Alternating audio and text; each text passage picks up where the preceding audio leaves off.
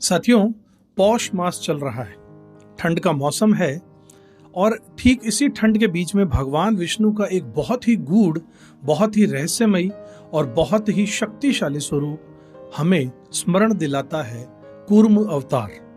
आज हम बात करेंगे कूर्म द्वादशी की। न सिर्फ एक तिथि है और न सिर्फ एक टाइमिंग है, बल्कि इसके पीछे छुपे उस रहस्य की बात करेंगे जो सीधे आपके जीवन के स्थायित्व, धैर्य और भाग्य से जुड़ा हुआ है। साथियों, कूर्म द्वादशी कब है? इस बार कूर्म द्वादशी बुधवार 31 दिसंबर 2025 को पड़ रही है, यानी साल का आखिरी दिन। और नए साल की शुरुआत से ठीक पहले भगवान विष्णु का आशीर्वाद लेने का एक बहुत ही सुंदर अवसर है। साथियों, द्वादशी तिथि शुरू होगी 31 दिसंबर की सुबह 5 बजे और समाप्त होगी 1 जनवरी 2026 की रात 1:47 पर। अब ध्यान देने वाली बात यह है साथियों कि पारण यानी कि व्रत खोलने का समय जो है वो 1 जनवरी की सुबह 6:23 से 8:31 तक रहेगी और उस दिन सूर्योदय से पहले ही द्वादशी तिथि समाप्त भी हो रही होगी। इसलिए ये व्रत शास्त्रीय रूप से पूर्ण फलदायी माना गया है। कूर्म द्वादशी क्यों इतनी खास है, इस बारे में जान लें तो पौष शुक्ल पक्ष की द्वादशी को भगवान विष्णु ने कूर्म अवतार लिया था। जो उनके दशावतार हैं उसमें से कूर्म अवतार इन्होंने तब लिया था। कूर्म यानी कछुआ। अब आप सोचेंगे कि भगवान ने ऐसा स्वरूप क्यों लिया? यहीं से कथा शुरू होती है साथियों, और यहीं से जीवन का गहरा संदेश निकल कर सामने आता है और हमें कुछ सिखाता है।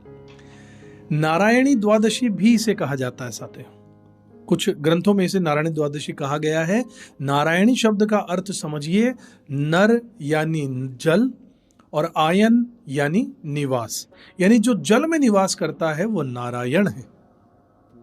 भगवान विष्णु क्षीर सागर में विराजमान है, ये सब हम जानते हैं, इसलिए उन्हें नारायण कहा गया है। नारद पुराण और भविष्य पुराण में स्पष्ट लिखा है कि पौष शुक्ल द्वादशी के दिन भगवान नारायण की पूजा विशेष फल देती है। कूर्म द्वादशी बहुत ही चमत्कारी तिथि है साथियों। पूजा की विधि के अगर बारे में बात करूं तो आसान और शुद्ध तरीके से आपको समझाता हूं साथियों। इस दिन मन, वाणी और शरीर तीनों से शुद्ध रहना बहुत जरूरी है।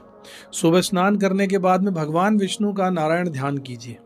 नमो नारायण इस मंत्र का जाप कीजिए। भगवान का दूध से अभिषेक कीजिए और नैवेद्य से खीर अर्पित कीजिए।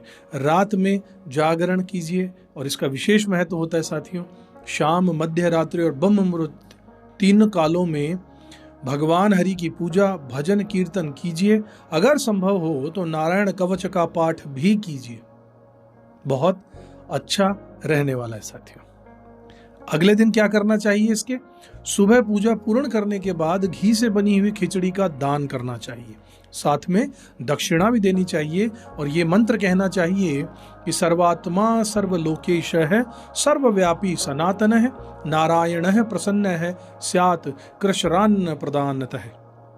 इसका अर्थ ये है कि हे नारायण, आप जो सबकी आत्मा है, सभी लोगों के जो आप स्वामी हैं, इस छोटे से दान से प्रसन्न होइएगा। इसके बाद क्षमता के अनुसार, अपनी कैपेसिटी के अनुसार ब्राह्मणों को भोजन भी कराइएगा और फिर स्वयं परिवार, बंधु बांधवों के साथ भोजन कीजिए।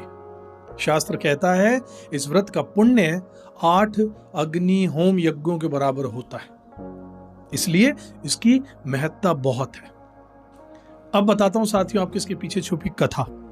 कूर्म अवतार की कथा एक समय की बात ऐसी है कि देवराज इंद्र अपने ऐश्वर्य के अहंकार में महर्षि दुर्वासा द्वारा दी गई दिव्य माला का अपमान कर बैठे और बस यहीं से उनका पतन शुरू हुआ।